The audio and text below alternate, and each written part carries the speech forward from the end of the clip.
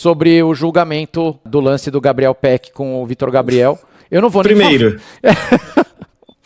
Eu não vou nem falar do áudio falso, cara. Pelo amor de Deus. Os caras usaram um áudio de paródia, velho. Então, foi o escritório de advocacia, só que é um absurdo. O Inter não vai sentar, vão definir qual vai ser a estratégia da defesa, o que vocês vão usar, o que vocês vão argumentar, vai deixar tudo para o escritório de advocacia. Só porque trabalha com o Inter há 30 anos, que eu li depois lá um comunicado. Mas alguém ali também sempre sobra para o estagiário, né? Alguém que teve a ideia de pegar na internet um áudio que estava rolando e tal, pô, essa pessoa nunca viu um jogo de futebol, não sabe que aquela conversa é 100% fictícia e, de fato, uma paródia. E até depois o pessoal do OVAR brasileiro que fez o áudio... Eles se pronunciaram? Eles soltaram uma nota oficial ainda, não? Soltaram um comunicado, começaram a falar sério e em determinado momento um olha pro outro, começa a se escangalhar de rir e termina o vídeo. Ai, meu senhor. Não tem como. O pessoal tá perguntando antes disso sobre o pênalti no Tardzia. Ah, eu achei simulação. Eu também. Desistiu de jogar muito antes. Muito pouco. Aquilo é pouquinho. Raspadinha de não, e é o salto clássico. É o salto clássico ali. Não dá. Gente, 2 errados não fazem um certo, tá bom? Pelo amor de Deus. Não deu. De novo, eu expulsaria o Maurício. Se a gente combinar que daqui pra frente, vamos expulsar todo mundo. Vamos começar a proteger o rosto deles. Eles já estão fazendo harmonização. Você vem e estraga, pô. Então, ó, era pra expulsar o Saul, é pra expulsar o Luiz Araújo nesse jogo aqui contra o Vitória, é pra expulsar o Maurício, aí eu tô dentro, cara, mas aí tem que valer pra todo mundo. A gente vai falar, ó, toda vez que o cara proteger com o cotovelo e pegar no rosto do amiguinho, é rua. Sem então, intenção. sobre Vitor Gabriel, vai lá. Bota a mesma regra aí. Também, então, tem que valer pra todo mundo. Se é pra ser uma punição super rigorosa como essa... Mas não vai, né, Thiago? A gente sabe que não vai. Tô esperando o julgamento do Pulgar chegar lá, qualquer dia desse. Não, um torcedor até do Vitória, coincidentemente, lembrou de um lance do ano passado. Eduardo do Cruzeiro com o Jamerson do Vitória. Carrinho, tava chovendo no Barradão. Ah, lembrei. Ele desliza, uma fratura imediata. Uma fratura imediata. Foi horrível. E é aquela fratura que você percebe na hora, porque o pé fica ali, fica bamba até, né? Tem um descolamento ali do... e o Eduardo foi julgado depois e pegou 4 jogos. Isso. Não mudou nada na lei de lá para cá. O que mudou? Porque houve uma comoção agora para esse lance do Vitor Gabriel com o Peck e não houve uma comoção para vários outros lances em que um jogador sai lesionado. Por quê? E daqui para frente, o que vai ser? É um precedente assim perigosíssimo e, cara... É difícil encaixar, né? Você colocar nas caixinhas de houve maldade versus houve imprudência versus acidente de trabalho. Porque assim, até o Peck, depois na conversa com o Vitor Gabriel, eles se entenderam muito bem. O Peck, que assim, um cara que teve muito a perder. Primeiro jogo dele pelo Cruzeiro, acabou de chegar, vai ficar 3, 4 meses fora. Mas 6. Ele entendeu o lado... Vai ficar 6.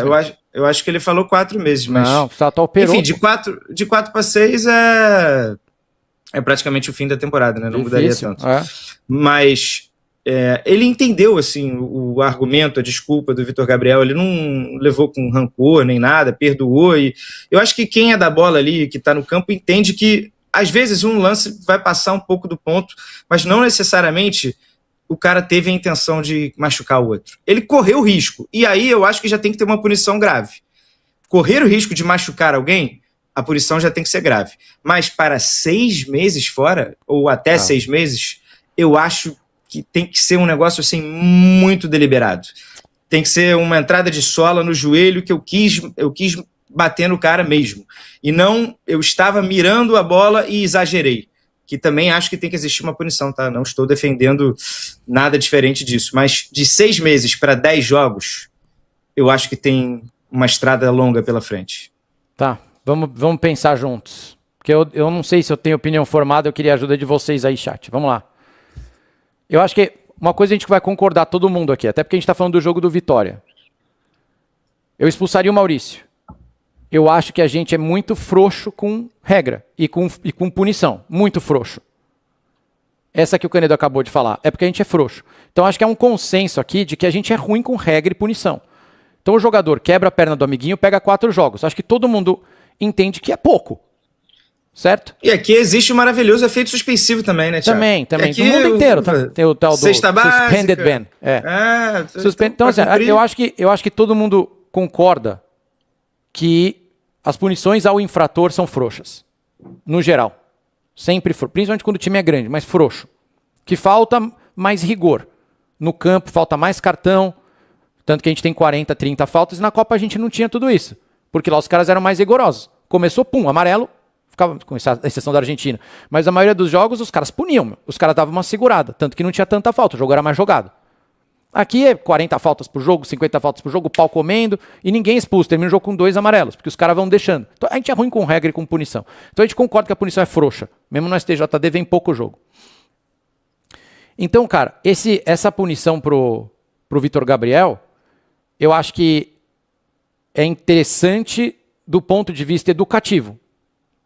Seria perfeito do ponto de vista educativo, que é, por mais que não tenha intenção, por mais que seja do jogo, não precisa entrar daquele jeito. A gente tem 10 jogos por rodada, esse é um tipo de lance raro, porque não precisa entrar desse jeito.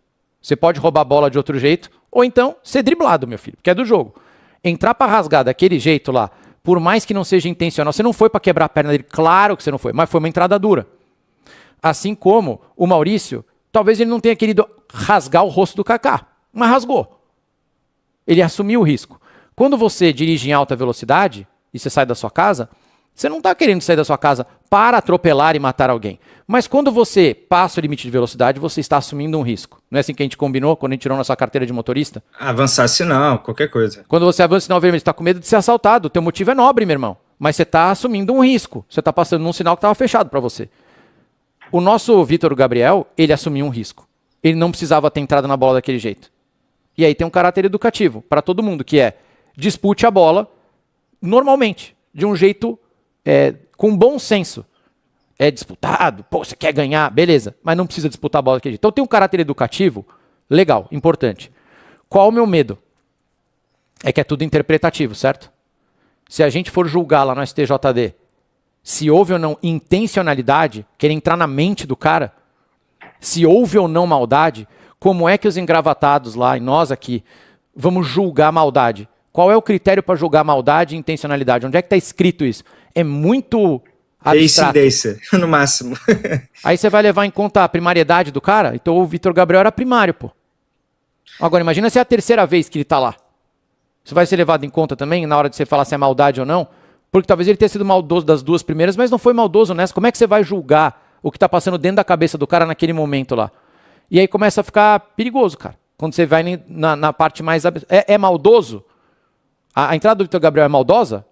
Sei lá, acho que é. É desproporcional a força? É. Ele assumiu o risco de machucar? Pô, assumiu. Mas quantos lances iguais vocês já viram? E que não geraram fratura? Ou com resultado mais ameno ou resultado pior. O exemplo do Marcelo Fluminense da Libertadores, vamos chegar nele. Que o cara ficou 2 anos fora. Como é que você tem como medir? E não geraram fratura. Então a gente tem lances iguais a esse aqui, que o cara solta o corpo, o jogador é expulso, mas não gera uma fratura. E se o advogado de defesa provar, totalmente hipotético, que o Gabriel Peck já tinha uma fratura por estresse pequenininha na tíbia e essa entrada foi só o catalisador, que não foi ela que quebrou, porque já estava mais ou menos quebrado e ele já vinha de uma lesão. Aí você faz como? E aí? Só agravou uma lesão. E se na hora de cair no chão, ele rompe o posterior da coxa, mas ele não quebra a perna? Como já aconteceu uma vez, foi contra o Palmeiras, eu acho, não foi? Gustavo Gomes e Wanderson. Isso. Palmeiras e Cruzeiro. É isso aí. Ele cai no chão e ele rompe o posterior da coxa na hora de se defender da entrada. Você vai deixar o Gustavo Gomes fora também 3 semanas? Até recuperar. Então vocês estão vendo quanto é perigoso o que aconteceu? Vai valer para todo mundo? E o Marcelo, então? Ele mereceria ficar fora 1 ano? E aí, Canedo? Ele pisou no cara, ele foi expulso. Quebrou a perna do amiguinho. Ele mereceria ficar fora 1 ano? Ali, na minha opinião, acidente de trabalho total. E sim, futebol, contato, coisas acontecem. Infelizmente, não estou equiparando ao lance do Vitor Gabriel. Acho que o Vitor Gabriel deveria ter pego uma punição, mas eu não sei se ela se enquadraria nos 6 meses, na possibilidade. Eu entendo até que o julgamento usou em consideração o áudio fake para aumentar a pena. Uma punição. Falou, olha só, a punição é para vocês 3. Pro escritório, eu não quero que vocês apareçam aqui por 6 meses. Só que aí o Vitor Gabriel agora tem que chegar e falar, não, eu vou processar o escritório, porque na cabeça do Vitor Gabriel eu ia tomar uma pena aqui de 6 jogos, que era mínimo, né, de 6 jogos, e aumentar a minha pena porque vocês resolveram usar um áudio fake. Pô, a minha carreira tá prejudicada, eu poderia estar jogando bem agora, ser vendido para a Europa, agora eu vou ficar um tempão fora e corro risco de ser rebaixado. Então tem muito impacto, né? É uma decisão que ela se desmembra assim para vários caminhos. Eu acho muito perigoso. Do ponto de vista educativo, eu concordo com você, cara. Quando houver uma entrada assim, de fato excessivamente maldosa, meu irmão, deixa o cara o tempo que for necessário até o amiguinho voltar. Mas eu não sei se é essa entrada e se ele tá só pagando o pato de ter tido uma comoção geral de mídia, imprensa, assim que aconteceu o lance. E o STJD a gente sabe que gosta de aparecer nessas ocasiões. Mas ainda vale recurso, né? Ainda cabe recurso. Talvez caia. Tu tá falando aqui não vale mais nada depois. É verdade. Depois é julgado por um outro painel, né, e etc. E muda outra a decisão. Turma, no pleno. Mas é importante a gente estar discutindo isso aqui, porque eu temo, né? Eu suspeito que o Vitor Gabriel pague o pato e lá para frente todo mundo esqueça desse exemplo, sabe? O que vocês acham da gente, uma sugestão, tirar a subjetividade? Porque todo mundo fala o que o Rafael Poletti aqui, que o nosso filtro milita pegou, tá falando. Temos de proteger o futebol e os atletas, concordo 100%. A gente tem que proteger o talento dos caras. Meu amigo, seja driblado. Perca a bola.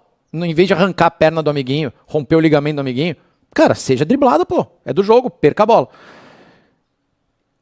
Talvez o problema aqui seja atrelar a punição ao tempo de recuperação. Porque aí vai dar muito problema isso aí. Mas vamos, então, piorar nossa pena máxima, pô. Se não me engano, era no campeonato italiano, quando eu estava no Globo Esporte, que não existia julgamento. Na segunda-feira de manhã, o velhinho da Federazione Italiana de Gioco Calcio pegava um papel e falava assim: Vitor Canedo, Torino, cotovelada, 8 jogos. Fulano, entrada maldosa, 10 jogos. Não sei quem lá, Milan, cuspiu não sei quem, 6 meses. Então, assim, estava tudo previsto lá, infração por infração e a quantidade de jogos. Então é assim, entrada por cima da bola que quebrou a perna do amiguinho, 3 meses. Entrada por cima da bola que o amiguinho machucou o músculo na queda, 2 meses. Cotovelada na cara do amiguinho e que tomou ponto na cara, 1 mês. Tava lá, já estava tabelado, é uma tabela. Eu acho mais fácil a gente tirar o negócio da subjetividade, que é assim, tomou vermelho, então você assumiu o risco, assumiu. Aí pronto, o que você fez, a consequência do que você fez tem um número e acabou. Então assim, ficar atrelado ao tempo de recuperação do cara, aí se o Gabriel Peck tiver uma infecção no corte e demorar mais 1 mês para voltar, o Vitor Gabriel fica esperando também, se ele tomar um antibiótico, caraca, se digita rápido, cara, pô, é essa, velho? Desculpa, que tá isso, pegando cara? muito aqui. Tá pegando o número do protocolo. Não, eu fui pesquisar, porque Premier League também tem algo parecido. A Premier League, você leva um cartão vermelho direto, você pega 3 jogos. Pela segunda vez, você pega 5. Mas eu estava justamente pesquisando se era isso mesmo ou se eu poderia falar uma besteira no ar. Então, por favor, fale mais um pouquinho aqui até eu terminar de procurar. Então fica sem... Você tenta diminuir ao máximo a interpretação. Não segue com interpretação, não é não, Diego, porque já tá lá. Cotovelada na cara, 8 jogos. Entendeu? Independentemente da cotovelada na cara. Cotovelada na cara, 8 jogos. Você foi expulso, e o gatilho é a expulsão. Se você foi expulso pela cotovelada na cara, 8 jogos. E é isso aí. E aí você vai prevendo lá, e o que não tiver, você escreve, vai acrescentando, porque eles são criativos, né? E aí você vai diminuindo ao máximo a interpretação. Eu achei 6 meses muito. Tá? Muito. Eu gosto dessa ideia. Eu transformaria a pena de tempo para número de jogos. Isso. Até para ser... Começa assim, expulsão vermelho direto por uma entrada duríssima. Você já não pega um jogo. Você já não pode pegar um jogo. Bota aí no mínimo 2 jogos, sem precisar julgamento. Aí, expulsão, aí você é reincidente. Aí você já pega 5 jogos. Então o cara vai pensar 2 vezes na volta dele, porque ele já está pendurado, digamos assim.